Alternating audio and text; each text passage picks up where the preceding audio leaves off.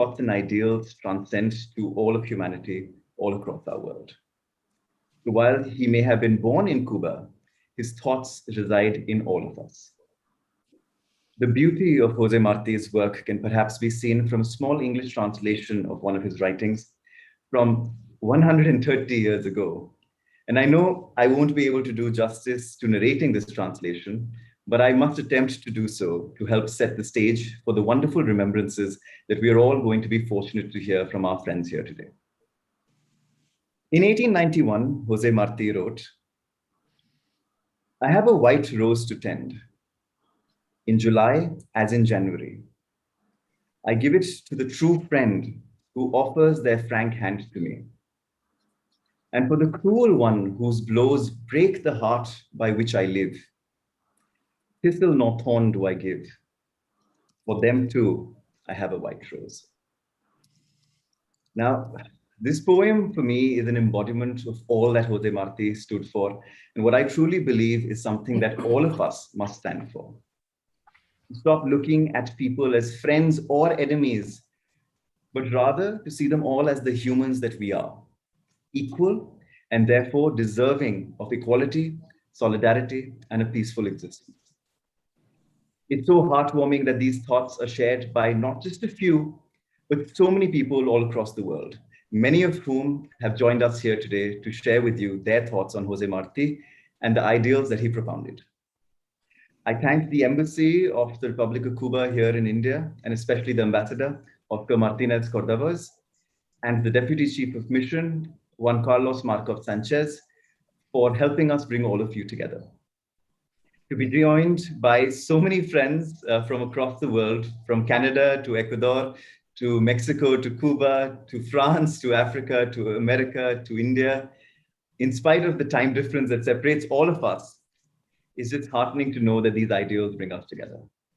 So without getting too nostalgic, if I may invite our first friend, Rosalia Arteaga, a woman who I have tremendous respect for and have had the fortune of interacting with on a few occasions by now. The way she looks at the world, the way she is hopeful for our collective future, is one that gives me confidence that there are individuals who have dedicated their hearts and their minds towards the best interest of humanity. She is also the first woman in Ecuador to hold the positions of the Vice President and also President of Ecuador, and remains the only woman who has served as the President. She now runs the Fidal Foundation, which amongst its various other initiatives is helping pass on her hope for our world to our younger generations. Rosalia, it's wonderful to have you amongst us as always, and would you be so kind to start us off today? Thank you very much. Good morning or good evening. It depends where you are. I'm so happy to be here and say thank you to Ramit and his organization to think about my participation in this session, a special session to pay a tribute to an extraordinary man and Latin American man that is José Martí. And I want also to say hello to everybody, especially to the ambassador of Cuba in India and to the other personalities that are here. Well, since I remember when I studied at school and high school, the teachers mentioned José Martí, sometimes like a politician, sometimes like a writer, an author. Like a politician, he is well known to get the liberation of Cuba from the colony in Spain, from Spain, and to liberate the last territory, I said, from this period of colonization that some of the principal European potencies at that time made in Latin America, colonial time, where the relations between Cuba and Ecuador had been in some kind of different periods, sometime very good relations, sometime not so good because of political situation, but never it was discussed, the figure of José Martí. He's always present in our tradition and in our essence, being like part of this good inheritance that we have for the humanity. And I'm so happy that in India and in other parts of the world, people is thinking about the legacy of José Martí. He was a fighter for the revolution, for the freedom of Cuba. He spent some years in the United States. He was a believer of a Republican, a democratic Republican. I always remember when I visit, because I visit several times Cuba, one of the times that I was, after being Minister of Education, I received a gift, and it was the complete set of books, the total books of José Martí, especially his political thinkers. And it was heavy to carry from Cuba to Ecuador, all this legacy, but I am proud to have in my library this legacy. But I want to emphasize more in the legacy of José Martí like a writer. When I read the poetry, the poems, the simple poems, as he called, or his several poems, I remember sometimes the echoes of Rabindranath Tagore. I'm also a follower of Tagore, and I read some of his poems, his books, Gora and others that I remember from my youth. And I feel that José Martí has a lot of influence in my own poetry because I write poems, and I recognize his influence because he was talking about simple things. I remember his poem Ismaelillo, or others like Guantanamera, that is a very well-known song that every Latin person has not only sing, but also has danced with Guantanamera, with the poetry that is in this song that was written by Martí. And I think the idea to enjoy the flavor of simple things is such a wonderful thing. It's not easy because some people believe that complicate the words and make them so sophisticated. That's good poetry, and that's not. I strongly believe in the force, in the transmission of feelings that many times Martí made with his poems. I was totally fascinated when I read his poetry, and after years and years, probably this poetry, these poems were in the back of my head because I didn't get back so often to that poems.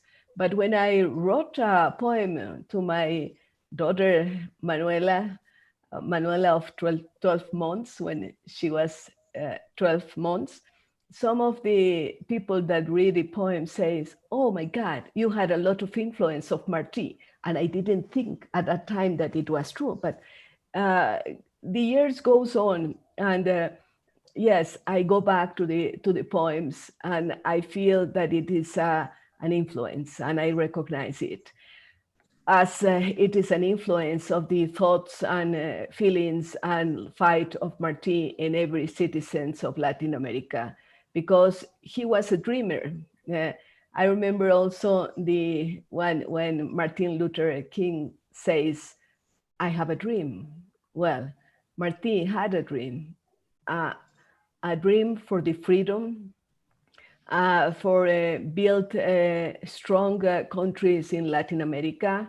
He had good friends in Ecuador also at that time, some of the fighters also for the freedom in Ecuador, not talking about the issue because we get the freedom from Spain years ago, before Cuba did, but in terms of talking about liberalism, talking about freedom of commerce, talking about many other issues, he had some good friends in Ecuador. But coming back to the dreamer that I described it, that Martí was a dreamer, I think we must continue his legacy, not only having a dream, but taking the responsibility. because it comes together. Have a dream is one thing, but we have a responsibility is another issue that is very strong. And we still have to fight against a lot of situations, asymmetries that happens in the world, not only in our continent.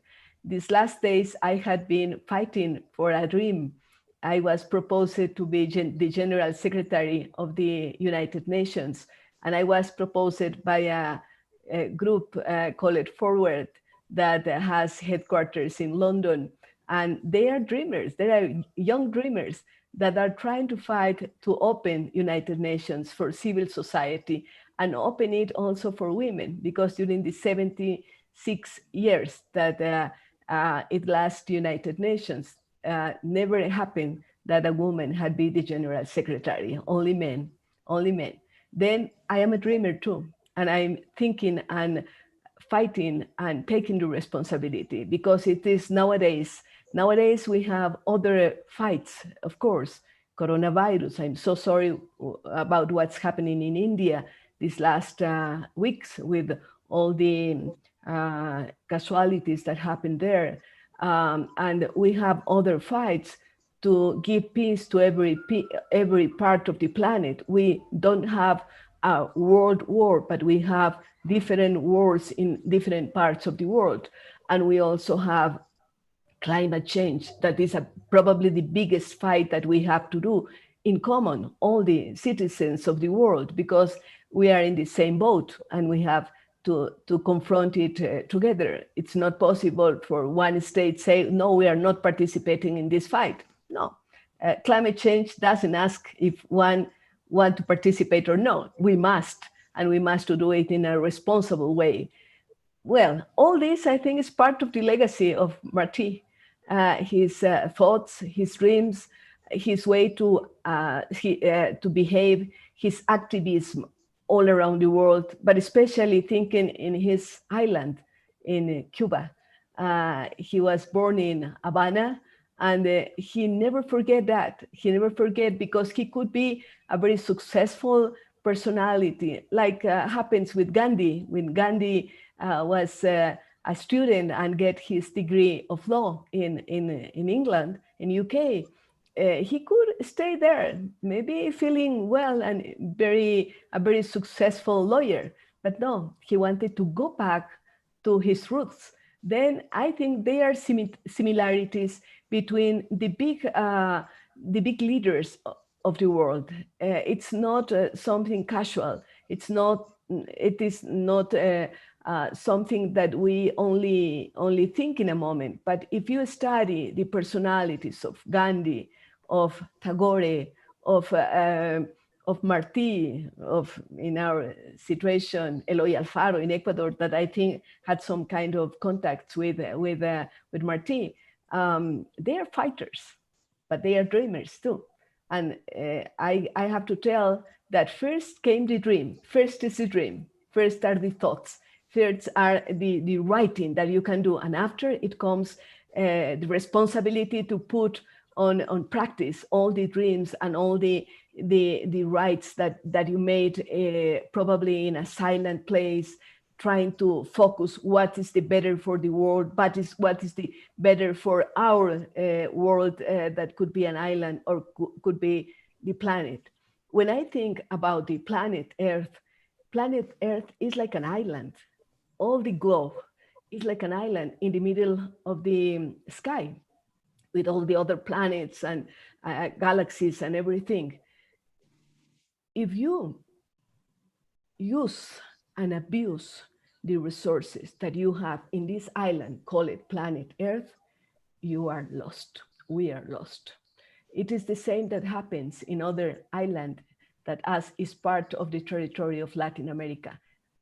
The small island that is part of Chile, of the territory of Chile, Pascua, when it is the history and the specialists study about it, when they finish with all the resources, especially the vegetables and the wood that was in this island of Pascua, they starved and died because they were not contact 1,000 square kilometers around it it was like we are alone in the sky, alone in the universe, because we don't have the possibility to go to other, until now. I don't know what's going to happen in the future with all this expedition to Mars and things like that. But for now, we are alone in the universe, and we have to take care of this planet. It's like our island, like Martin takes care of Cuba and fight for his independence.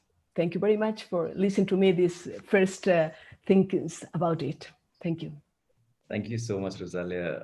As always, the hope that you have for our world stands out every time that I hear you speak. So thank you so much for your words. And I must also say that if you're running for the post, you know that you've got a lot of support from all of us here as well. So I just wanted to add that as well. Our next friend today is Oscar Martínez Cordovéz, who, along with Juan Carlos Marcos Sanchez, has been of great support to us while we have tried to bring together all of you for this day of remembrance and celebration. He is the ambassador of the Embassy of the Republic of Cuba here in India, and their support has been invaluable in many, many ways, including in helping us procure wonderful messages directly from Cuba by Héctor Hernández Pardo and Eduardo Torres Cuevas, both of whom we will have the pleasure of listening to during the course of this day. Oscar, during his time here in India, has always lent his support to the youth with his thoughts, ideas, and motivations. And it is only fitting that with such a young crowd present listening to all of us here today, that we all hear from him about his thoughts on José Martí and his ideals. Ambassador, may I request you to go next, please. Well, first of all, thank you for inviting us to this activity to tribute to José Martí.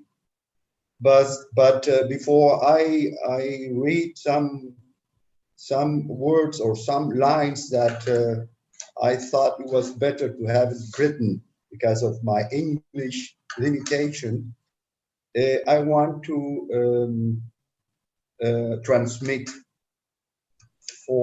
especially to the Indian friends, but also to other friends all over the world, also in your country, my solidarity to those people that have suffered this coronavirus and the effect of this disease.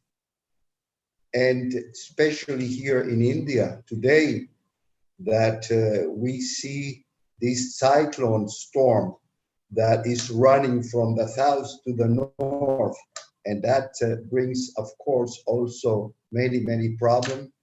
We wish and we want, in behalf of the embassy, in behalf of my colleagues from Diplomat, to reiterate our most deepest solidarity to our friends. That is the first thing I wanted to say.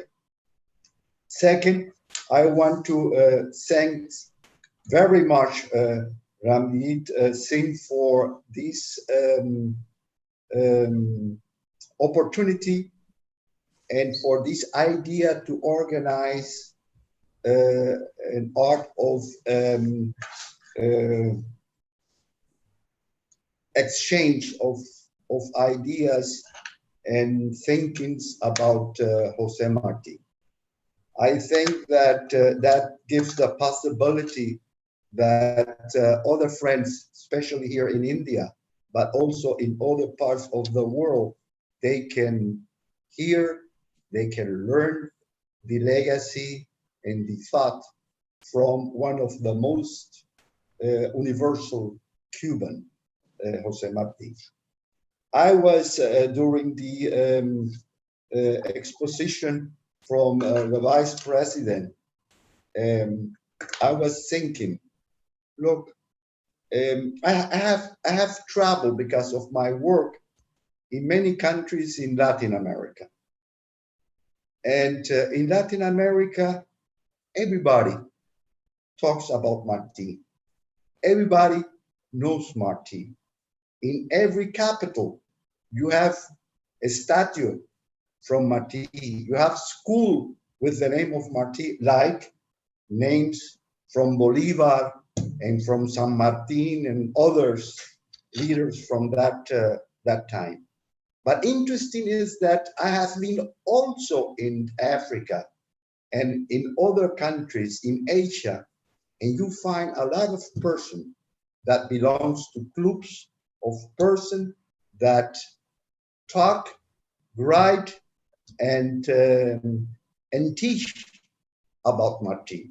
And of course, for the Cubans, that is a great honor and something distinguished. Martí is a personality that he, in his short time that he lived, he made a lot of things.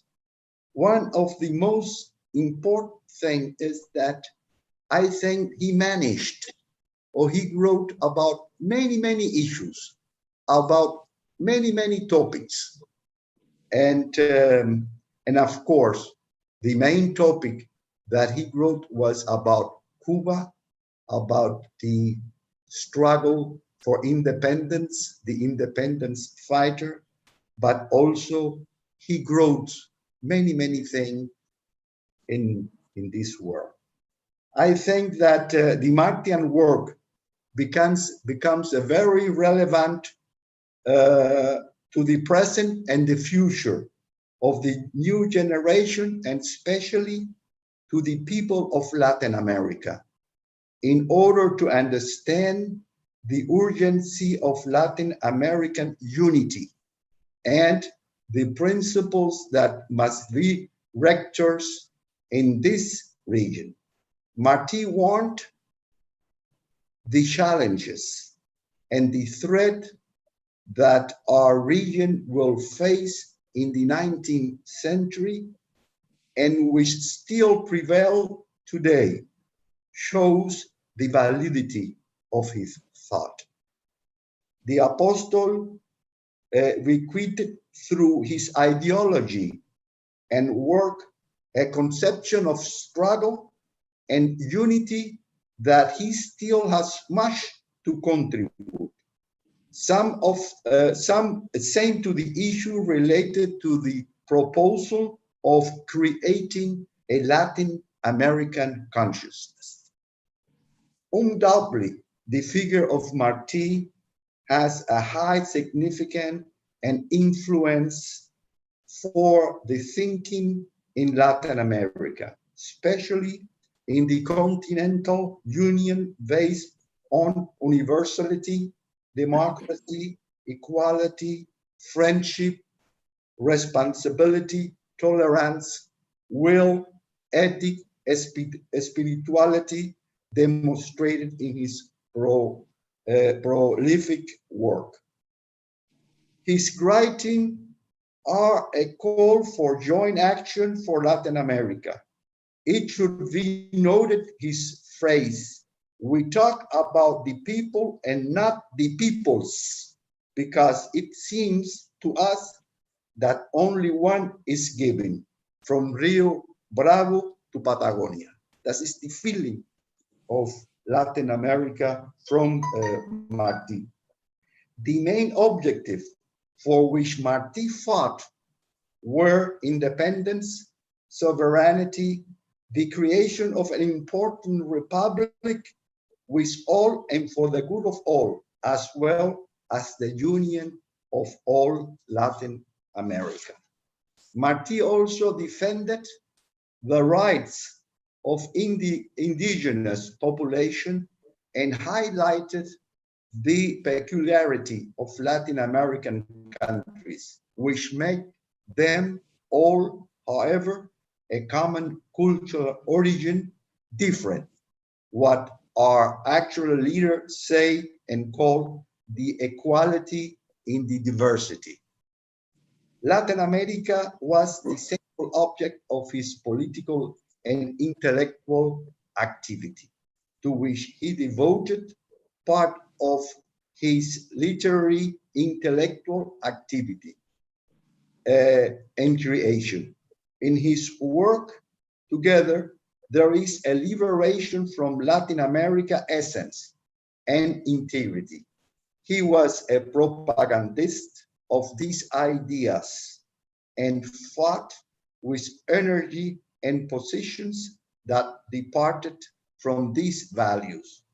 His chronicles of the American International Conference and the Monetary Conference and his article in Our America form a set summarizing his anti-imperialist thinking. The outstanding subject for Latin American peoples continues to be the understanding that American particularities and specificities require analysis and solution to their own. Martí thought this identity beyond geographical closeness or the linguistic community as they did then, and that recognition of Latin America's self-tone was a focal point of his interpretation. This is the lines, the words that I wrote about Martí that I hope that help for this discussion. Thank you. Thank you so much, Oscar. I think it's just heartening to hear what you as a Cuban think of Martí and all that he stands for. And I think that perspective just adds so much value to this remembrance today. So thank you so much for that. Our next friend could unfortunately not join us live, but has sent in a wonderful video tribute to José Martí. And I must thank him for the effort to translate his views in the form of English subtitles in the video itself, so that it becomes easier for all of us to appreciate his thoughts about the relevance of José Martí to all of us. Héctor Hernández is the Deputy Director at the José Martí Program Office and a long-standing professor of the political history of Cuba, and has also previously served as the Cuban ambassador to UNESCO. More than that, he has spent numerous years in studying and teaching about José Martí and the ideals that were close to his heart. So if I may request all of you to turn your attention to the video. For those of you who do not understand Spanish, there are English subtitles that you can read as the video plays.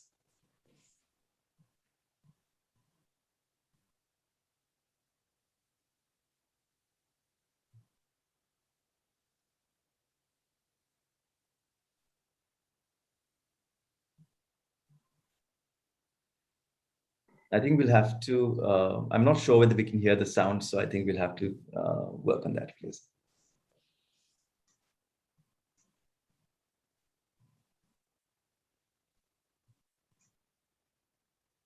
En los montes, montes hoy.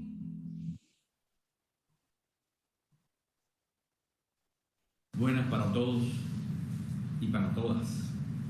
El 19 de mayo de 1895 cayó en combate contra el colonialismo José Martí, apóstol de la independencia de Cuba, hombre de pensamiento universal y líder político revolucionario que legó una inmensa obra, una inmensa sabiduría y patriotismo al pueblo de Cuba. Él partió a la eternidad de ese día y en sus ideas se ha educado y se educa el pueblo cubano.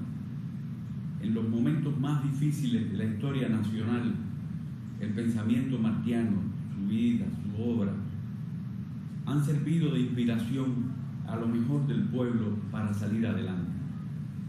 Su más grande discípulo, Fidel Castro, condujo la más radical y profunda revolución del hemisferio occidental. Pocas figuras en el mundo, en su ideario y en su espíritu, y en sus hermosos sueños, son capaces de reflejar la praxis y el espíritu de un país. José Martí y Cuba es uno de esos casos poco comunes.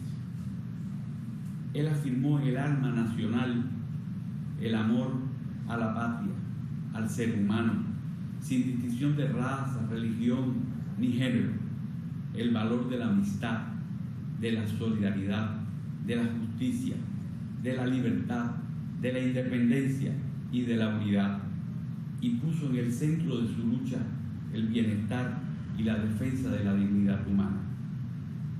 Yo quiero que la ley primera de nuestra República sea la defensa de la dignidad plena del hombre, proclamó. Martí representa la idea del bien. Jamás se podrá entender a Cuba, su proyecto político-social, su ejecutoria internacional y su lealtad a los principios si no se conoce la enorme importancia e influencia de José Martí en la historia de nuestro país y especialmente en las generaciones que le han sucedido. Martí es Cuba, pero es también América Latina y el Caribe, continente al que amó y defendió. Sus aspiraciones de independencia no se concentraron solo en Cuba. Él también quiso emancipar a nuestra América. Y si se hurga en su rica y extensa obra, se verá también que acompaña hoy los más hermosos movimientos por la justicia social, contra el racismo, por la igualdad de género, contra todos los males del mundo contemporáneo, por la defensa del medio ambiente, por el protagonismo de la juventud, por la educación y la cultura para todos. En fin, estamos ante una figura que nació en una pequeña isla del Caribe, pero que alcanzó una dimensión universal y que merece ser conocido y reconocido por quienes desean un mundo cada vez mejor, de paz, de armonía, de integración y de justicia. Su vocación internacionalista está subrayada a lo largo de su obra. Él decía que patria es humanidad. De manera que este encuentro virtual, organizado para rendir homenaje a esa gran figura que es José Martí, valiosa iniciativa del estimado profesor indio Ramit Singh, a quien saludamos con mucho afecto, y en el que participa un destacado grupo de académicos, sin duda aporta al conocimiento y a la promoción de esa gran figura cuyas ideas constituyen hoy una alternativa en medio del desorden internacional provocado por la codicia de las grandes potencias y el egoísmo de la economía de mercado salvaje, agravado a todo eso por la terrible pandemia que azota a la humanidad. No es casual que precisamente a la sombra de José Martí, el próximo año, entre los días 25 al 28 de enero, se efectúe en La Habana la quinta Conferencia Internacional por el Equilibrio del Mundo, un foro plural, interdisciplinario, que pretende sensibilizar a la opinión pública sobre los principales problemas y los riesgos que tiene la vida humana hoy y apoyar a quienes desde cualquier sector luchan por un mundo mejor. Yo aprovecho la ocasión para exhortar a los que participan en este foro virtual y a los internautas que nos siguen a que estén presentes en ese encuentro mundial que se celebrará en La Habana el próximo año. Muchas gracias.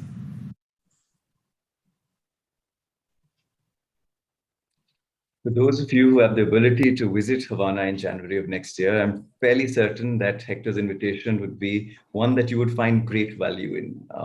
Hopefully things are better here in India by then as well, and then I'll be able to travel to Havana as well in January of 2022. But those of you who are closer, I would definitely urge you to take up Hector's offer to join. Our next friend is someone who I have interacted with on numerous occasions. And each time, what strikes me the most is his candidness and willingness to have a meaningful dialogue about almost everything that is relevant to our world today. Juan Pablo Ramirez Miranda, JP, is the head of social and human sciences at the UNESCO New Delhi Cluster Office here in India, although he is joining us from Paris right now. He's been an active proponent of holistic thinking for the youth using a multidisciplined approach that brings together all the various social sciences to ultimately help shape the leaders of tomorrow. He is also the individual who made me dig deeper into the life and ideals of José Martí. And in that way, perhaps he is the catalyst that has led to all of us being here today, on this day. So JP, if I may, please call upon you to help take things forward for us. Thank you so much, Ramit, for your very, very generous introduction. Distinguished colleagues, distinguished Ambassador Excellency, dear participants, dear all, thank you very much for giving me the floor, and a warm welcome to all the participants who have gathered for this virtual remembrance of José Martí on the 126th anniversary of his passing. A special thanks, of course, to 81 Foundation, and particularly to Ramit, who is now a member of the International UNESCO José Martí Prize jury for hosting this event. I wish we were, of course, meeting under better circumstances, but these are truly challenging times for everyone. So my best wishes of good health and to stay safe to everyone in those regions that are particularly affected by the pandemic right now. Despite the current difficulties, this commemoration brings a glimmer of hope in more ways than one. As you may know, José Martí was admired by many for his willpower. His writings gave the nation of Cuba honor, and his perseverance gave Cuba its independence. The legacy of selflessness that he left behind runs deep in the veins of Cubans, even today, as it was shared by the ambassador. JB, I think your voice is slightly low, so this... As the virus, yes. Can you hear me now? Yes, absolutely. Absolutely. Thank you. As the virus is overwhelming healthcare systems worldwide, Cuba has shared the most valuable resource right now, doctors, with nearly 40 countries as an act of solidarity that certainly is in line with these values. To share these very same priceless values and lessons from José Martí and the rest of the world, the International UNESCO José Martí Prize was created by UNESCO on the initiative of the government of Cuba in November 1994. The prize was established to raise awareness of equality, solidarity, and human rights, and it rewards outstanding contributions by organizations and individuals to the cause of Latin America and Caribbean unity and integration, based on respect for cultural traditions and humanistic values. South Asia, too, needs the ethos of José Martí. As a region with the largest reservoir of cultural heritage, histories, and a large share of immense diversity of youth, and it also relies in the spirit of liberty, unity, and integration. Unity brings peace, harmony, and prosperity. And in this sense, the United Nations Sustainable Development Goals, the SDGs, which are part of Agenda 2030, echo many of José Martí's invaluable lessons. As many countries grapple with the worst phase of the pandemic, we are also simultaneously witnessing conflicts ravage parts of the world, heightening poverty, plummeting down of countries in various gender equality indexes, and serious threats to the environment. All these challenges call for a more united world. Truly, as the United Nations believes and as a guiding principle of the 2030 Agenda, no one should be left behind, not in action, nor in response. Each one of us has a responsibility because, as the pandemic has shown us, no one is safe unless we all are. The difficulties we have faced throughout the pandemic were in part the exacerbation of the challenges and existing gaps of peace, sustainable development, and peace that already existed. In this sense, my final message for this short intervention would therefore be one of love and respect, captured so eloquently in José Martí's most celebrated poem, Cultivo una rosa blanca. A white rose, una rosa blanca, perfectly encapsulates the hope for a new beginning, a truly different post-pandemic world where we have the opportunity to right all the wrongs of the past. As we can infer from this truly beautiful and inspiring poem, the path is simple. Treat everyone equally. As this event is hosted in India, it is suitable for me to emphasize that this strongly resonates with the message of Mahatma Gandhi, India's father of the nation, who is tenderly called Bapu. And this message is Vasudhaiva Kutumbakam. In English, this means the world is one family.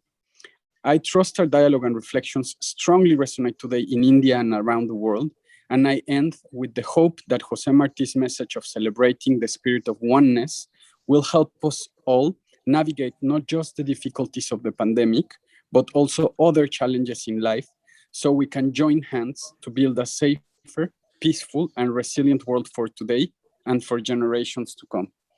Thank you very much for your attention, and I wish you all good health and for you to stay safe. Thank you very much, Ramit. I yield the floor to you. Thank you so much, JP, as always. I know you managed to take our time to be with us today. So generally, thank you for that, because every time that you speak, as I said, you set context for our world today. And I think what you said is so true, that José Martí's ideals, and you spoke of the white rose, and that's what we began this program with as well, saying that if only we could do that, if only we could see everyone as equal, there is so many of our world problems that exist today that we will be able to take care of. So thank you for that. Our next friend today is Alfred John López, Al, who is a Cuban American who has spent a large part of his life writing numerous pieces on Cuba, and more particularly on José Martí. And he's been recognized to be one of the most unbiased authors on José Martí's life. When I first wrote to him to request him to join us today, the speed and enthusiasm of his response was one that told me then itself that how much José Martí has been a part of his life. And an opportunity to hear him speak to us is one that I've been looking forward to ever since. Al is a professor at Purdue University in the US, where he teaches Latin American studies and comparative literature. As mentioned previously, he's written numerous books which have been celebrated across demographics. So Al, thank you for joining us, and if I may invite you to speak next. Thank you so much, and it's such an honor to be here with all of you, with President Arteaga, Ambassador Martínez, and all of the distinguished guests with whom I'm sharing this, I suppose, virtual stage. Before I dive into my brief prepared remarks, I want to add my voice to all the others who have expressed there at the ongoing pandemic and the very difficult situation in India right now. And it's worth noting, since we are here to talk about Martí, that one of the least celebrated accomplishments of José Martí's life as a child was actually surviving his first 10 years. Because La Habana, colonial La Habana, before obviously before the First Republic and before independence and before the revolution, colonial La Habana of the 19th century was a city in which 1 in 10 inhabitants, disproportionately children, died of diseases such as yellow fever and malaria and cholera. And so for, as a young José Martí, who we might recall did not have a particularly remarkable upbringing. He was born into a, middle to working class Spanish household, and was just another schoolboy in the 1850s, just surviving to the age of 10 in a city that was rampant with disease was actually quite an accomplishment. And he actually had a sibling, his sister Pilar, who died also as a child.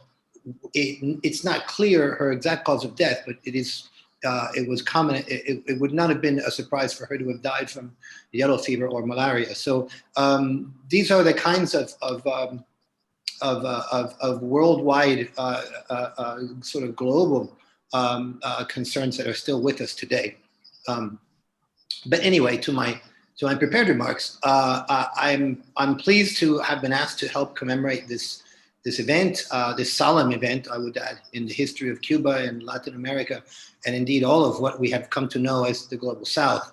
I want to especially thank the 8 Goals 1 Foundation for this opportunity, and especially to Ramit for his unfailing collegiality and kindness. We've just met very briefly. I feel as though I've known you many years. I don't know why that is, but it's a wonderful thing. And I bring you greetings from Miami, Florida, in the United States, where I sit perhaps 200 miles, maybe, from the land where Martí gave his life for the cause of Cuban independence and freedom from colonialism. The foundation's kind invitation brought me great happiness, because I learned that José Martí has come to have devotees so very far from the land of his birth and death. But it also reminded me of another very old connection In fact, it is one of the earliest examples of South-South connections between India and Latin America. And I'm talking about the Indian and Argentinian literary transactions that date back to the 19th century, including the first translation into Spanish of Tagore's poetry in 1913. Some years later, in 1924, when the great poet Tagore visited Buenos Aires and spent several months in Argentina. And of course, Argentina also held elaborate celebrations in 1961 in honor of Tagore's centennial. So these South-South connections between India and Latin America have a long and fruitful history.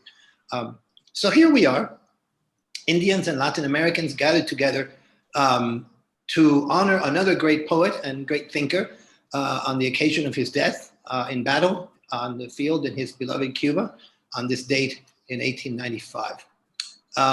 This event for me is another reminder that the history of José Martí's afterlife, as I call it, as a national and international hero is a complicated one.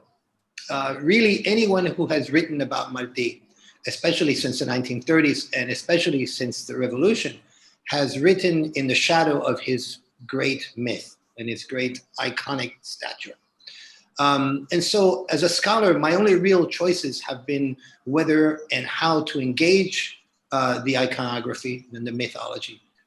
If not to demystify it, then at least to make my peace with it, to make my terms with it, and to try to make sense of this, the huge shadow that this figure has cast over the history of the latter 19th century and into the 20th and now the 21st century.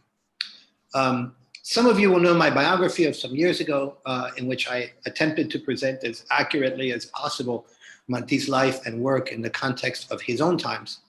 My more recent work, a book that I hope will be in the world next year, the working title is The Apostle and His Afterlife. So my current work is focusing on Martí's posthumous legacy and his lasting influence on many, many generations of Cubans on the island and across the world. I have grown especially interested less in his history, in his biography, than in the future efficacy, the future usefulness of reading Martí's works and following his lived example and his lived experience.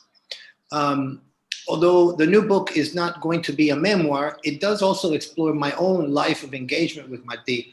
And it might serve for some future readers as a sort of case study of how the scholarly, the personal, and the political become intertwined, sometimes indistinguishably so.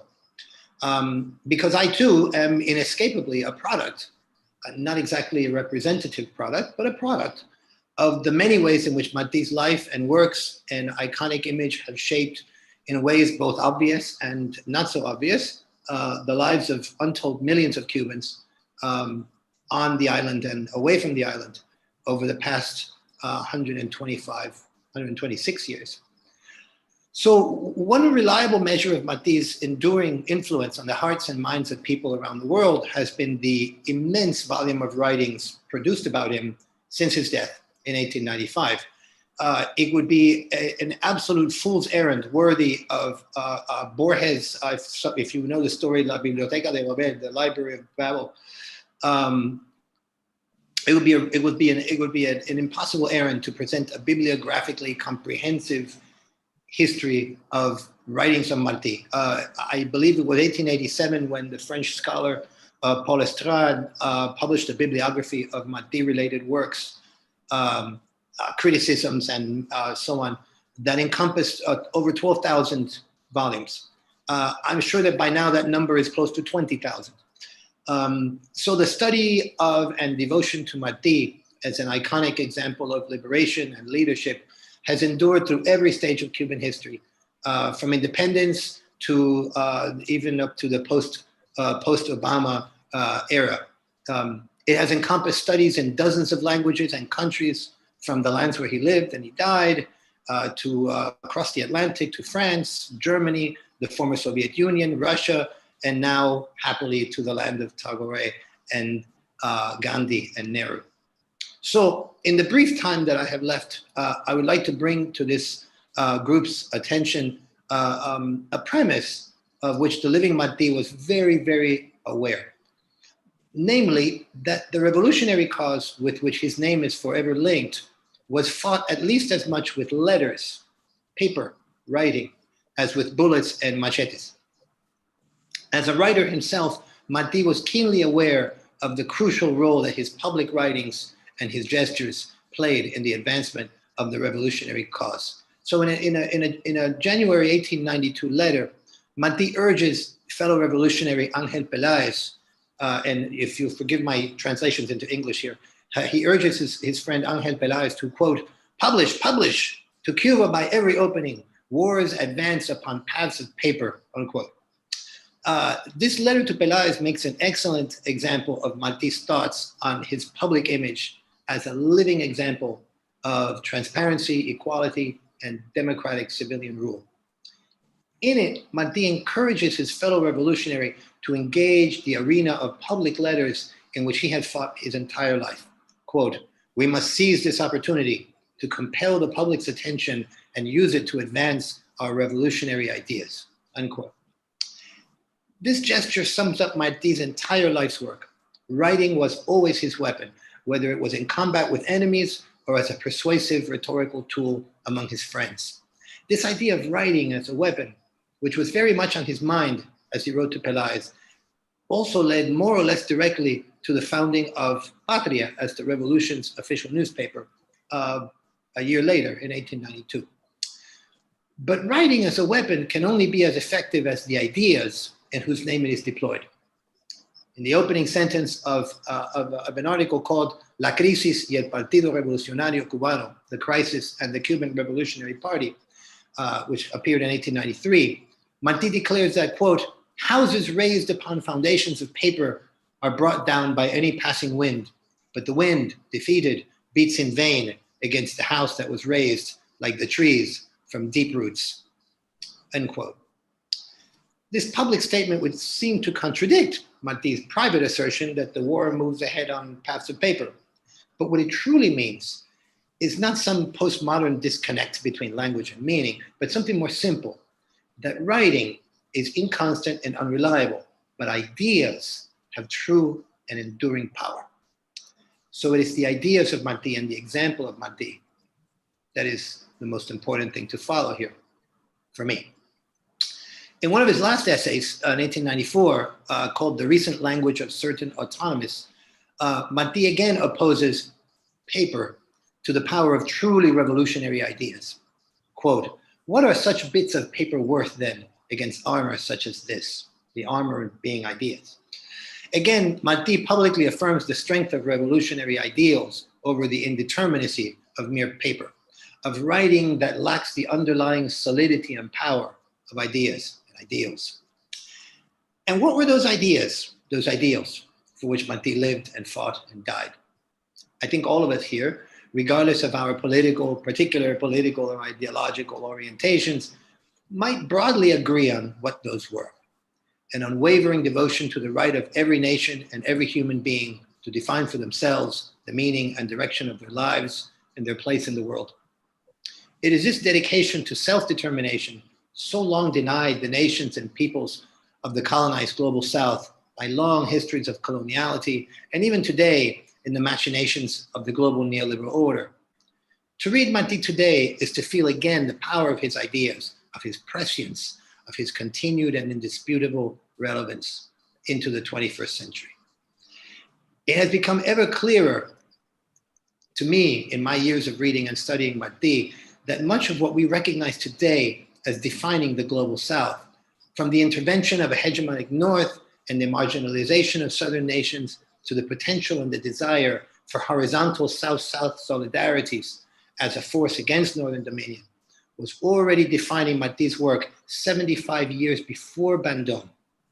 Likewise, Martí's vision of a journal that would embrace a Southern comparative literary studies in 1877, the same year in which a gentleman named Hugo Melzo de Lomnitz famously founded comparative literature as the European discipline that it has until very recently remained. more closely resembles the global comparative project that today has surpassed the European discipline that long ignored it. In both of these examples, we can see Martí's work as constituting a kind of proto-global South literary aesthetic or a political theory or philosophy. Reading Martí alongside his writings on American writers and their works suggests a kind of alternative history of the global South. In short, and to end, Martí remains as relevant, as fiercely urgent for us today, here in India and Japan and Miami and Canada and La Habana, as he has ever been. I thank you so much for this homage to Martí, and especially for this brief opportunity to share my own abiding love for Martí as a giant of his time who has cast a long, long shadow over our own. It is truly a shame that he and Tagore never met. Although they would have had to talk in English, I am sure they would have had much to discuss, and they would have found that they held much in common. Thank you all. Thank you so much, Al. As I had envisaged, the depth of your understanding of José Martí and his ideals is wonderful, and hearing you speak was absolutely wonderful as well. What I'm also looking forward to is once your book is out on the afterlife of Martí, that's another name, another title that I need to be reading up on, because I can just imagine in my head, in terms of just these conversations that we've had so far from all of us from all across the world, that it will be no mean feat to try and put together his afterlife and the impact that he's had and will have in the future as well. So looking forward to that. Our next friend is Alice Miquet, an individual who personifies so many of José Martí's ideals, which makes me excited to hear how she has been able to serve her community, especially those who are not as privileged as the others, just as Martí always sought to do. Through her various initiatives, she has gone on to provide more than just tangible results, but also endeared herself in the hearts and minds of those around her. Alice also serves as a jury member on the International UNESCO José Martí Prize for 2022, and is the former president of the Montreal Youth Council, for which she continues to provide her service. Alice, if I may call upon you next to speak to us about these ideals that are so clearly reflective in the work that you do. Thank you very much. I actually have a presentation. Can I please share my screen? Absolutely, we'll just get that organized for you. You should have the ability to do so now. Excellent. Can you see it? Perfect. Yes, we can. All right. Thank you very much. Hacer es la mejor manera de decir. To do is the best way to speak. I think this is an interesting sentence to start with, coming from a poet, journalist, teacher, who knew how to use words, but also who experienced that the power of words has its limits and that action may be superior. My name is Alice Miquet. I am a new member of the jury for UNESCO International Prize, José Martí, with my fellow jury members, Ramit Singh Chimney, who I thank very much for the invitation, and Eduardo Torres Cueva. The International UNESCO José Martí Prize acknowledges the work and fights of people who embody the values of José Martí, whom we remember and celebrate today on his death anniversary. I see a lot of participants from various parts of the world, India, obviously, Latin American countries, even European, African, and Asian countries. Thank you very much for joining. As someone who studied history, when I was named on this jury, I had to do my homework and read on this great man, José Martí. What marks me the most of the philosophy and action of José Martí is the relationship that exists between the awakening to democracy, the free will of nation, the fights against discrimination, specifically racial and social discrimination, the importance of native people culture, the inclusion of everyone in the society, and obviously the call to action instead of waiting and hoping for a better future.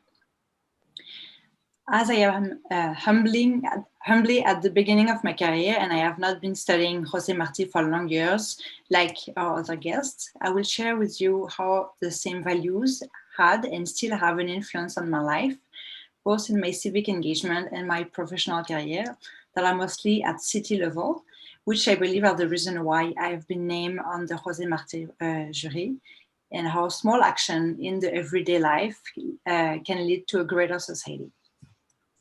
Oops. So I first started to get involved in the civic society when I was transitioning from university to the real world. And as I studied urban planning and had a background in history, I got involved in a local historical society in my neighborhood. We would give free conferences and guided walk to highlight the heritage of the neighborhood. I know this might seem pretty harmless, but it got me to better understand the fights of this specific neighborhood for the protection of green wild space, for social housing, for the protection of artist studio, for the fight against gentrification, for instance. In short, to the everyday and local action that bring an actual change in the society. And today, 20 years after the fights I'm talking about, all that was fought for has been implemented. I then intensified my civic involvement with the Youth Council of Montreal in the province of Quebec, Canada. I have been a member of the Youth Council for the last 5 years and the president for the last 2 years, and now I'm back to being a simple member.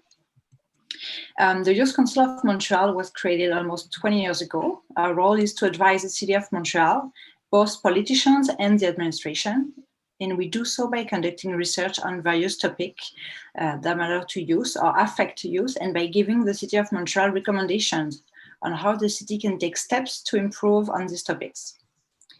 We are 15 volunteer members from different boroughs, from various study or professional backgrounds, and representative of the diversity of Montreal population, as you can see on the picture. Our latest research covers topics such as housing, homelessness, city mobility, racism, Native young people, vacant spaces, and so on. Our two ongoing researches are currently about the use of algorithm-based technology in Montreal, and specifically about the potential of discrimination of this technology. And the second one is about the access to public space at night for young people. As an example, in our paper on systemic discrimination, we proposed not less than 41 solutions on a great range of actions, including to implement program in the city of Montreal to hire racialized and Native young person, to give them an opportunity, but as well to give an opportunity to the city to be more diverse and representative of its population. Another one was to fund social housing as well as housing for youth with specific needs, to ban the use of predictive policing technologies, and so on. I also would like to highlight a workshop we created and gave a few times to young people from 12 to 30, the City Lab workshop. And I think this workshop really embodies the call to action of José Martí.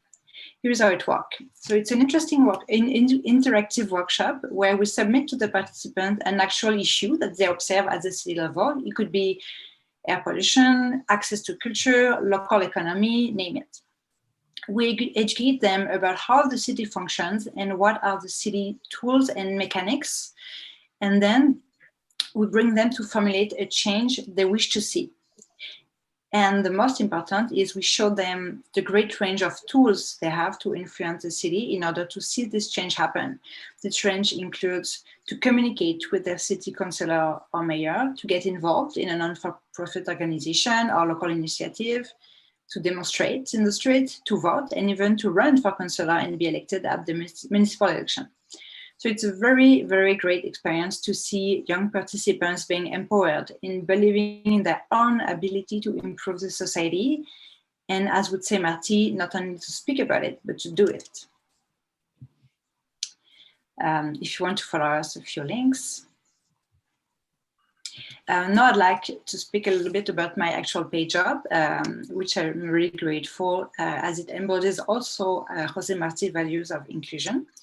So I work for a non-for-profit organization that develop and build social and community housing in Montreal. This specific model was born in Quebec, Canada, and emerged from grassroots housing committees that fought for the right to housing back in the 70s. Now, Bâtir son quartier, where I work, is 45 years old and employ 50 lucky employees. We mainly build housing co-ops and non-for-profit housing projects, as well as other community non-for-profit spaces, such as daycare, community space, artist studios. We have a beautiful online map that shows you the 450 projects we realized over the year in the area of Montreal, which means more than 14,000 housing units. If you zoom in on the map, you can see all the projects we've done in the different boroughs of Montreal.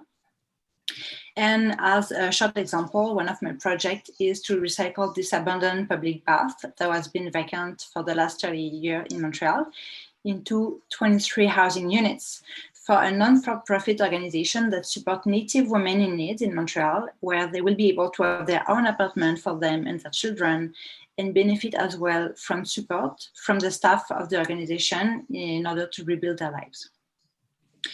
The idea is that providing a safe, stable home to someone, this person will be fully able to participate in the society, to have a job, to get educated, to have time to get involved, because they wouldn't have to struggle to pay an indecent rent for their home or to be worried for their health because of living in slums.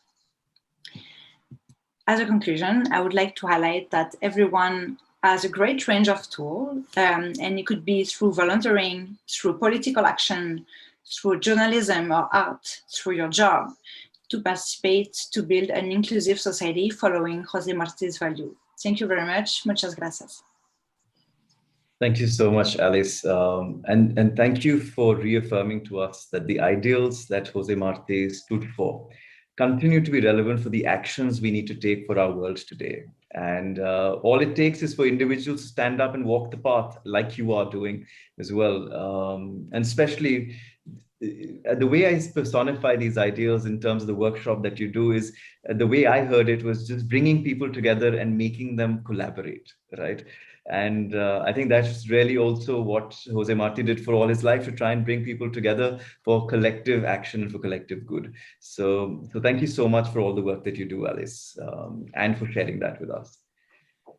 Our next friend is Oscar J. Montero, who has joined us today in spite of it being fairly early in the morning for him. Oscar is a world-renowned author, and amongst his many works also include writings on José Martí. Oscar, I know you've mentioned this, that you have a wonderful story from José Martí's diary, which is reflective of his acceptance of all points of view and an inspiration to all of us to remember his message from his poem, Cultiva una rosa blanca. But those and any other words that you may have for us on this remembrance are something that we would welcome. So if you may. Thank you, thank you. Thank you. I would like to thank, excuse me, Ramit, of course, and all the organizers of this event, and thank you for having me here. It's a pleasure and an honor to hear everybody comment on José Martí. I will just take 5 minutes to tell you about something a little bit different, Martí at the barbershop. Today we remember and honor the death of José Martí, recognized as the founder of the Cuban nation. I remember in my kindergarten class in Cuba, how we recited poems, Cultiva una rosa blanca, placed flowers in front of the statue. Of course, that official Martí has been central to Cuba's culture since the early years of the 20th century to this day, as we have seen. But like Walt Whitman, whom Martí so admired, Martí contains multitudes. And I would like to stop briefly on the Martí who wrote the last page of his famous diary on May 17, 1895. As many of you know, Martí's diary is divided into two parts. The first part records the preparations for the invasion of Cuba, an almost impossible enterprise organized in Haiti and the Dominican Republic. The second part of the diary records the journey from Haiti to Cuba until 2 days before Martí's death. Traditionally, the second part, which is sometimes or often called really the war diary, has been considered the most important part of the diary. It is said to record the transformation of a man into a hero, a lasting icon for the nation he sought to liberate from colonial rule, as we've seen here. But the first part, before the epic arrival in Cuba, contains another Martí, a man with a universal vision and wisdom rooted in what I would call a spiritual ecology, which requires not just devotion and loyalty to one nation, but the wisdom that comes from having a real sense of our place in a cosmic order. And where does that sense come from? Not just from abstractions and deified concepts, but also from the words of real people. The folks that Martí encountered along the way and whose words he records with a passionate reverence. One of those people was a barber who cut Martí's hair in Haiti on March 3rd, 1895. Martí, you go to the barber shop, you talk to the barber. Martí asked the man where he learned Spanish. They're obviously speaking Spanish. Martí was fluent in French, English, but they spoke in Spanish. The man says he learned Spanish in St. Thomas, where he used to be from, he says. Martí encourages the barber to explain what does it mean to have been from a place, since we understand origin as to be permanent. I'm from Cuba. And the barber has this to say. Quote what the barber says, Martí records that. I am the son of a Dane, not worth anything. I am the son of an Englishman, not worth anything. I am the son of a Spaniard, worse. For a man of color, para hombre de color, he says, nothing is worth nothing. Nada vale de nada. For the barber, being from a place does not define a national identity. It is a provisional circumstance. It is more important to survive, and if possible, to thrive, than to raise flags that don't put a single coin in his pocket, that's what he says. Martí continues to question the man.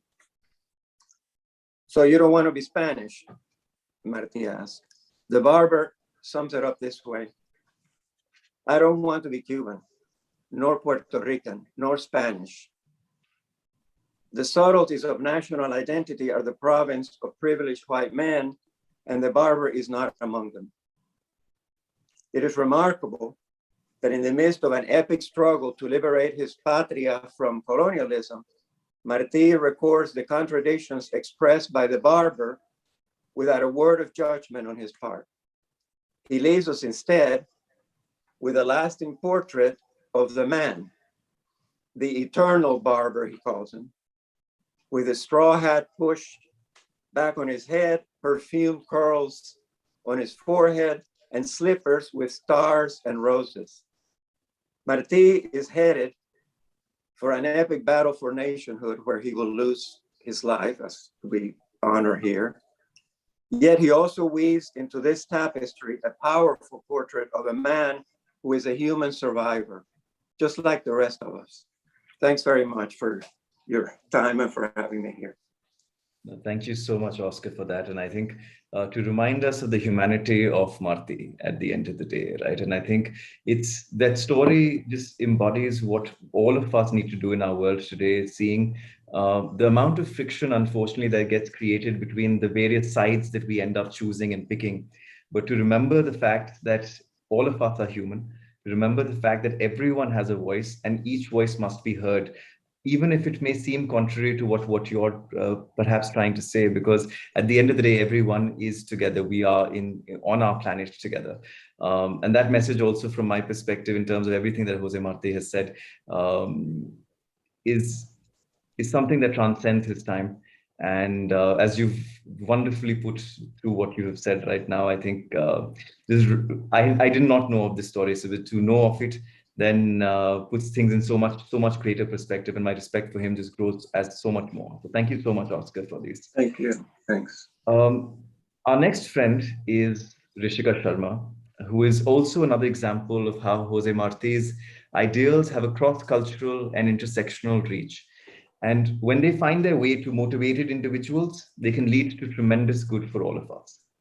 Rishika is the national president of the Council of Ethics, a body that has the support of over 200,000 women across the world and over 100 bilateral international councils, with a clear mandate to promote ethical practices in all spheres of one's professional and personal lives. Through my numerous interactions with her, what has always inspired me the most is her ability to never lose focus of the ideals that she holds close to her heart, while at the same time managing to adapt herself to ensure the success of her endeavors. Rishika, if I may now please call upon you to tell us about how you view Jose Martí's ideals as part of the work that you do. Thanks a lot, Ramit. I am really glad that the Embassy of Cuba here in India has taken the initiative to celebrate the ideals that Jose Martí propagated throughout his life. There are so many wonderful things that have been said about his life already, and it's an absolute pleasure to explore and discuss the lessons that we can take from him, which continue to remain valid till this day, even more than a century later. While listening to everyone talk, I couldn't help but draw parallels between his ideas and so much of the work that I'm personally doing right now. However, more than that, for me, it's also the recognition of the intersections between Jose Martí's ideas and the values, which I believe are crucial for making our world a better place for each and every individual. For me, the ideals that I'm most attached to revolve around the importance of taking action which is considerate of all sections of society without prejudice to any individual on our planet. What we now commonly call an intersectional approach is also what I believe is at the core of what all of you have been speaking about so far. Our world today is full of instances of discrimination and inequity in forms that transcend demographics, physical appearances, language, privilege, all of which find their manifestation in discriminations based on gender, class, race, caste, ethnicity, economic status, disability, and the list honestly is endless. All these, however, merely scratch the surface of the distance that we have created between us human beings. So what I would like to do in the few minutes that I have with all of you is speak about some of the lesser known facts that we tend to ignore, or rather that are hidden from us in order to play down the tragic, rampant and widespread existence of these different kinds of discriminations. So let me talk to you about 3 examples of how these discriminations manifest and how collectives working together can find ways to solve all these different yet interlinked inequalities. And I'll do this by talking to you about gender, education, and income inequality. Thereafter, I would like to spend a few minutes towards the reason why we must always be hopeful that if all of us as a collective get together, we have the power to bring an end to these discriminations, just like what Jose Martí helped achieve for the people of Cuba. So to start with, let me talk to all of you about the way we see and understand gender today. Women's empowerment is a concept, and I am calling it a concept, that every one of us is familiar with. But who essentially are these women? Are all women the same? Do all women need the same kind of assistance? Do all of them have similar struggles? And are all of them placed similarly across different cultures? For me, the answer to most of these questions would be no. And that's why what I feel is that the major issue with our struggle towards achieving gender equality, for instance, is that we are unable to look at the multiple inequalities that any individual faces within a society. To give you the simplest example, a Black woman would be more at risk of gender discrimination than a white woman because of reasons such as historical contexts of communities and individuals, as well as the other pre-existing forms of discrimination in our societies. And please don't get me wrong, this in no way means that women's empowerment shouldn't be given priority, especially given its cross-cutting nature.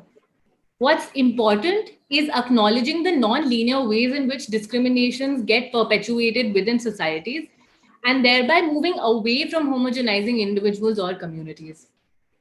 I do believe that a good solution to this is creating collaborative networks of individuals who understand these complexities in order to change the larger narrative around gender equality.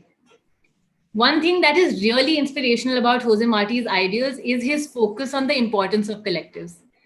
It is only when all of us come together with a shared goal and a common understanding of inclusivity that we can achieve these highly complex targets. Let me now also shift this conversation to talk a little bit about education and give you another example to explain intersectionality and the potential of collectives better.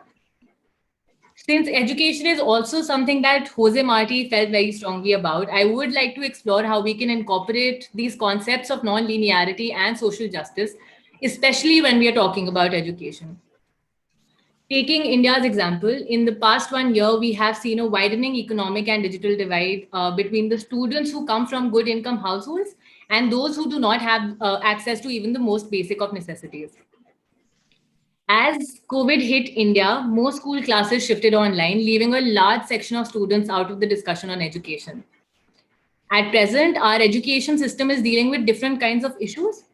So we have students who do not have access to digital resources such as laptops, tablets, or phones. And at the same time, even if we provide these resources to them, there will still be the issue of digital illiteracy that will continue to exist.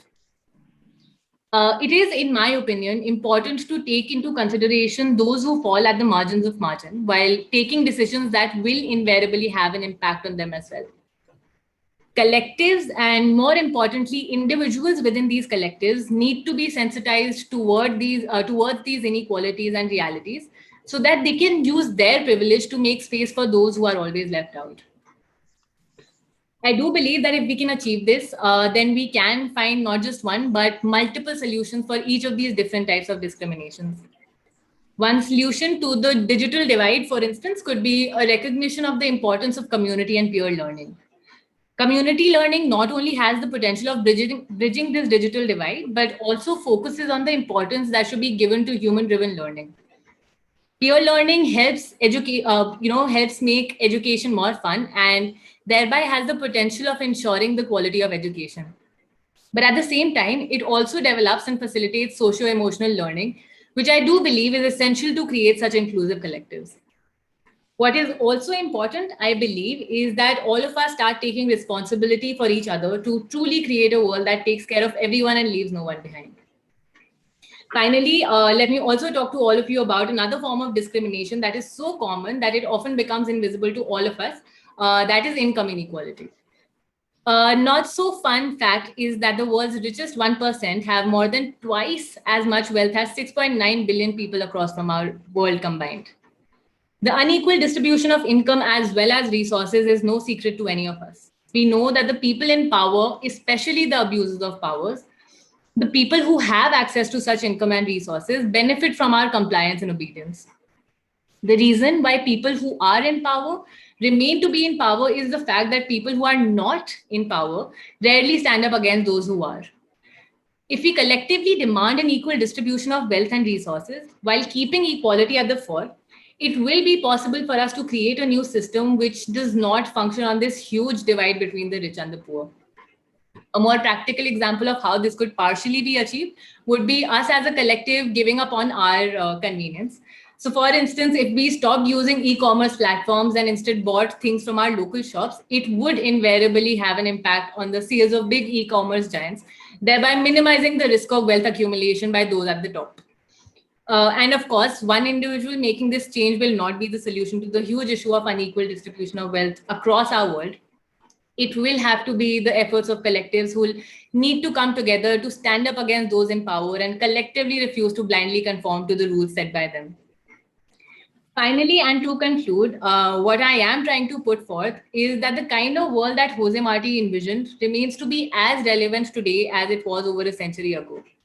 His ideas about liberty, about solidarity, about human rights, all must come together and work in tandem with each other for us to be able to create a world that is inclusive of each and every individual, regardless of their socio-cultural or economic status. And while I do recognize that all this mostly sounds theoretical, there are so many examples across the world of how powerful collectives can be to achieve a common goal. We must take inspiration from these examples as well as from the ideals of José Martí and work together to create a world that works on the principles of inclusivity, intersectionality, and most importantly, solidarity. So yes, that's about it from my side. And I do hope that we can collectively work towards such collaborations and create a more accepting and inclusive world. Thank you so much, everyone. Thank you, Rishika, for reminding us that however difficult things may seem at different points of time with all the examples that you gave us, what is most important is to continue to be hopeful and stay true to the ideals that define us. And it's so heartening to know that these ideals are also the same ideals that we continue to keep listening to over the course of this evening that were close to José Martí's heart as well. So thank you so much for that. Our next friend today, and perhaps the final tribute that we will hear, is from Professor Eduardo Torres Cuevas, the director of the José Martí program and the former director of the José Martí National Library in Cuba. Needless to say, Eduardo Torres Cuevas is one of the foremost authorities on the life and work of José Martí, and has dedicated his whole life to promoting the relevance of education in bringing together communities and ending all sorts of discrimination by bridging the educational gap between the privileged and those who are not as privileged, which is also exactly the same as what José Martí also identified as being a clear unifying factor of all of us receiving equal education and equal opportunities in education. The relevance of his work, like that of José Martí, transcends Cuba and is relevant across the world, but more so in other parts of Latin America and the Caribbean. He has sent a video message for all of us to listen to, which, as with Héctor, is in Spanish with English subtitles. If I may request all of you to turn your attention towards the video. Thank you.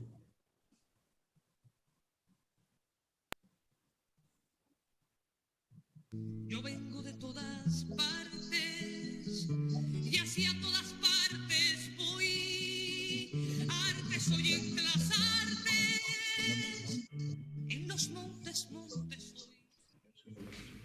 Ante todo, quiero agradecer la posibilidad de poder establecer este diálogo con una tierra que también tuvo sus relaciones estrechas con Cuba y que en Cuba siempre sus grandes figuras y su cultura han tenido una presencia importante. Agradezco también el que en una fecha como esta recuerden a nuestro José Martí, al cual los cubanos consideramos el más universal de todos los cubanos. ¿Y por qué el más universal? Bueno, yo creo que lo esencial en los hombres como José Martí es las características de su pensamiento, de su escritura, de la forma en que llena de amor el mundo que hay que crear. Es el hombre que habla de que patria es humanidad. Es decir, la patria no es solo la parte en que se nace, sino que esa parte en que se nace forma parte de una gran patria universal, que es la que une a todos los hombres de la tierra. Patria es humanidad, patria es unión dulcísima y consoladora de amores y esperanzas. Esa es la idea central de Martí. Luchar contra toda discriminación, luchar contra toda tendencia segregacionista, luchar contra todo lo que divide al ser humano. El 19 de mayo, fatalmente, cae en combate, cae en su primer combate con las armas, porque durante toda su vida fue un combatiente por la felicidad del ser humano, fue un combatiente porque todos los hombres fueran considerados iguales y tratados iguales. Ese 19 de mayo, el día antes, Martí le escribe una carta a su amigo mexicano, Manuel Mercado, y en la cual deja entrever que la independencia de Cuba no es solo contra la obsoleta y ya poco eficaz estructura del poder colonial europeo, en este caso español, sino que su preocupación es en lo que va a ser el mundo del siglo XX, el nacimiento de otro tipo de imperio con estructura más moderna y con una eficacia económica mucho mayor. La guerra que van a librar los Estados Unidos contra España en Cuba a partir de 1898, es una guerra en la cual se introduce en medio de la guerra de liberación que está liberando Cuba, que es la guerra que Martí llamó necesaria, no porque la guerra sea lo deseado, sino porque la guerra es lo impuesto, es lo que necesariamente había que realizar por el dominio de las fuerzas coloniales. En este sentido, Martí, y creo que es lo trascendente, hay escritos anteriores como el que él hace en 1892, cuando funda el Partido Revolucionario Cubano, partido con unas características muy interesantes, porque es un partido formado por clubes revolucionarios y con una estructura muy abierta para todo aquel que quiera luchar por la independencia. Y en esos trabajos Martí, sobre todo, resalta varias cosas. Primero, ¿qué cosa quiere lograr con la independencia de Cuba? El equilibrio del mundo. Porque Martí ha estudiado detenidamente la formación de los rasgos imperiales de los Estados Unidos. Muchos se sorprenden de que en los escritos de Martí ya hayan definiciones esenciales de los rasgos que va a ser o que van a surgir con el imperio norteamericano. Y Cuba es la más cercana a Estados Unidos, solo a 90 millas, donde está surgiendo ese imperio. Por eso Martí, cuando habla de que es él dice, es un mundo lo que estamos equilibrando con la independencia de Cuba. No son solo dos islas floridas las que vamos a sacar a la luz y a libertad, refiriéndose a Cuba y a Puerto Rico, sino que el Caribe es el escenario, el primer escenario donde se va a librar la primera fase de expansión de los Estados Unidos. La independencia de Cuba, es decir, el protectorado norteamericano, vestido de república cubana, va a surgir en 1902. Pero en 1903 surge la República de Panamá y el Canal de Panamá.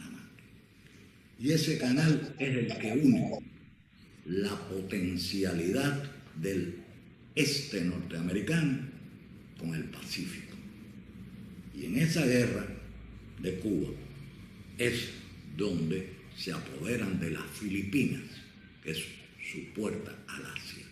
Es decir, lo que Martí está viendo y lo que Martí está diciendo son cosas que incluso son el resultado de su propia vivencia y de la inteligencia extraordinaria con que él, desde su cultura universal, analiza todo el proceso de lo que es el desarrollo de Estados Unidos en ese momento. Es decir, Cuba, la base naval de Guantánamo, Panamá, el canal, el dominio hacia el este y hacia el oeste. Me gustaría siempre señalar que esa guerra que inicia Martí por la plena independencia de Cuba y Puerto Rico como garantía de un equilibrio mundial, esa primera guerra es también, en muchos sentidos, el inicio de ese mundo que no era precisamente el que Martí hubiera querido. Entonces, ¿qué tenemos con Martí? Ante todo, un pensamiento que pudiéramos decir humanista, porque cuando él dice patria es humanidad, humanidad aquí tiene dos sentidos. Patria como todo lo que representa el ser humano y patria como sentimiento humano. Y en ese sentido, Martí lo que está expresando es la necesidad de que todo hombre encuentre en los demás sean del origen que sean, vengan de donde vengan, la hermandad necesaria.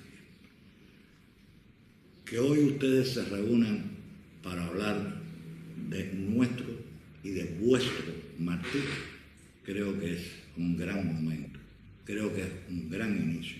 Y podemos unirlo a esos grandes de la cultura de la India, que también fueron lectura para nosotros, que también fueron ejemplo para nosotros, que también fueron parte de la cultura cubana y sobre todo de la cultura de la transformación del hombre en sí, del espíritu del hombre, de la capacidad del hombre de poder superar los peores y más difíciles momentos. Esa visión introspectiva se encuentra profundamente en los escritos, en los poemas y en la vida ejemplar de José Martí. Ejemplar porque fue un hombre, no un Dios. Ejemplar porque fue capaz de ser consecuente, pensamiento con la vida. Ejemplar porque cada vez que uno lo lee, se convierte en un diálogo entre Martí y el que lo lee. Se convierte en una especie de acercamiento que hermana, que profundiza y que permite llegar a ideas que no son solo las de Martí, sino son las que Martí ayuda a parir. Por eso Martí es una figura universal, es una figura que en sus escritos, como los grandes y extraordinarios hombres de la humanidad, ofrece también el sueño, la esperanza y la búsqueda de un mundo mejor. Muchas gracias. It's so fitting that we began this day with Rosalia speaking about how our entire world and our entire planet is like one island, is like the island of Cuba. And for Professor Torres Cuevas to also then speak of homeland, and homeland not just merely being where you're from, but homeland being depicted of our entire planet. So from start to finish, I think it just seems to be such an ideal thread that links all of us across all the various countries that we've been here from. And for me personally, I think it's been so fantastic to hear so many different ways in which we've celebrated his life, from conversations about stories, as Oscar, you helped us with, Alfred, Al, with all the history that you gave us of Martí, of what Martí means to you, Ambassador, the personification of that in the youth with Rishika and with Alice. I think it's just been wonderful to have this entire cohort speak so differently, yet in such a unified voice for Martí. So thank you so much, all of you. For Al, Oscar, and Ambassador, for you being here, if I can request you all to give us a minute each. I know we're well past the hour-and-a-half mark that we had originally said that we will keep this to. But Al, Oscar, and then Ambassador, if right at the end, if you can give us a minute before we leave. Yes, first of all, I'm very, very happy because of this event. But as I heard the first speaker, Rosalia, she said, she expressed the famous song from Pete Seeger, Guantanamera. And for last year, I received precisely from elementary school in Havana a painting from scholars. And I thought this was the occasion to show it, to share to you, because it's precisely painted in music played from the 30s, where it should be the Guantanamera music.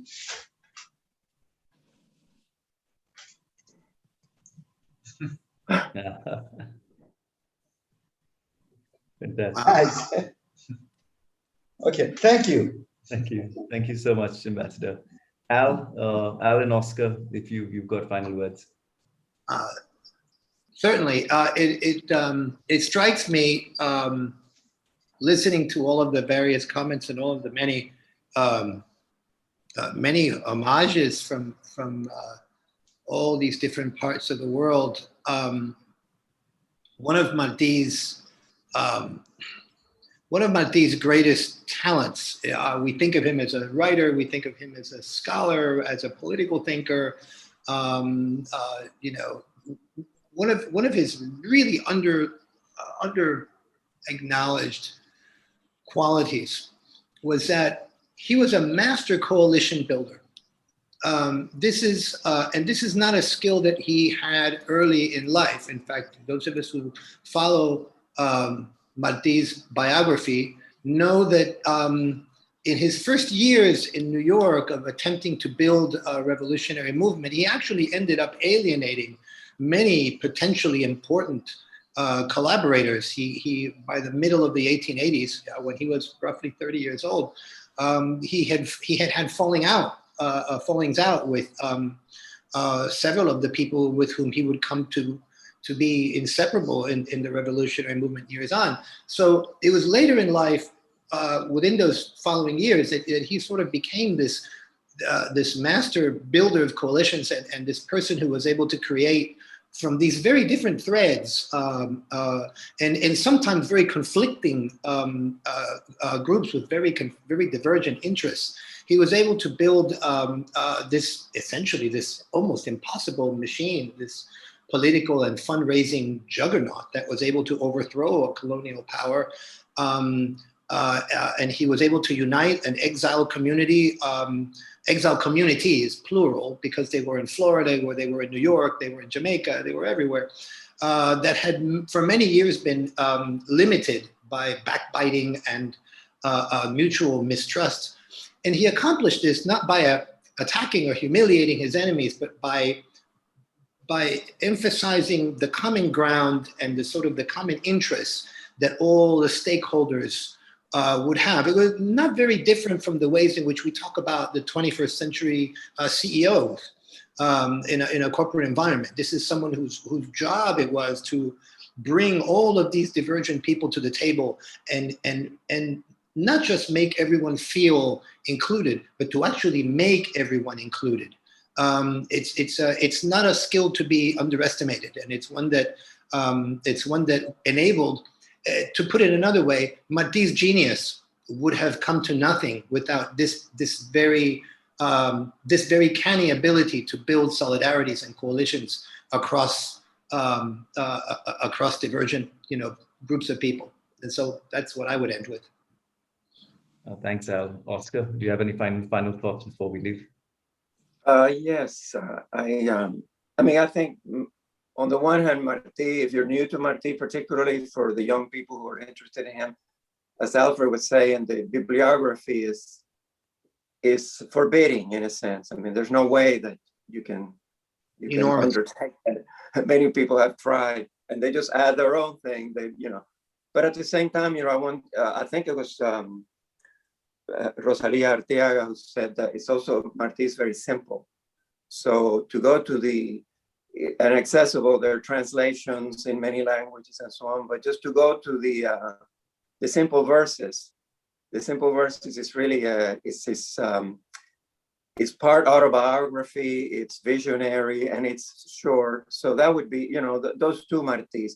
The other, I just want to make one final point, is it's impossible to talk about Martí without seeing him as the statue. I mean, his massive statue is all over the place. In Cuba, after 1953, it was a law to have the bust of Martí in the school. That was the Martí corner. We had to have that in the school. So grew up is the idea of Martí, this massive statue, but also Martí as a writer, which many of you have commented on. And a writer, after the writer's death, the text is what's left, and it's a plural text. It has many voices. And so to go back to that, and hear some of those voices, and some of the voices is the political, the historical Martí, but also Martí, the poet and the writer. And I think that's a big topic in Martí himself. Is an existential struggle, if that's the phrase, between being this organizer that Alfred was talking about and bringing all these factions together, putting together an invasion of Cuba, which he did. And it failed because of a traitor told on the one that was supposed to leave from the coast of Florida. That, along with a very intimate poet, very personal, very heartfelt, and that is really the whole struggle of his life. So I just want to, make this contrast between not just two Martís, but so many Martís. So try, different ones. So many Martís and so many different meanings that all of us take from these so many Martís at the end of the day.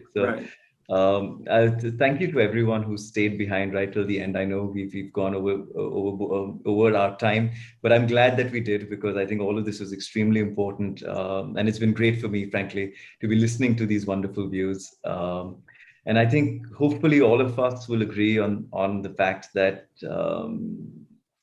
the ideas that he stood for are far greater than any one individual, and relevant for all of us as a collective, just as a part of humanity, just by us being humans. So thank you so much, everyone. This has been absolutely heartwarming and wonderful. And I'm sure that all of us in our own special ways will do what we need to do to help make our world a better place. So thank you so much, everyone. Thank you so much for joining. Thank you. Thank you.